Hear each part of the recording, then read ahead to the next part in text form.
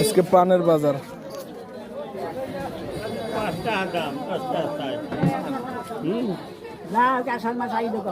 আবার আষাঢ় মাসে এই পানের কম দামি পানের দিন শেষ কি আবার আষাঢ় মাস যে সময় বৃষ্টিতে পচতে যাইবে সেই সময় কম দাম।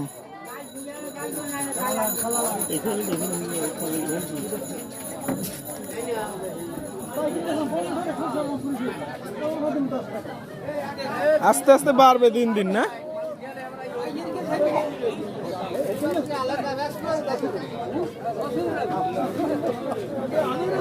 হাতে পায়ে ধরে পান বেচছে আর এখন আর ধরবে না, সেই দিন নাই, সেই দিন শেষ। হ্যাঁ না, আমার দাদু কম দামেই বেচে ইয়া নিজের বর কি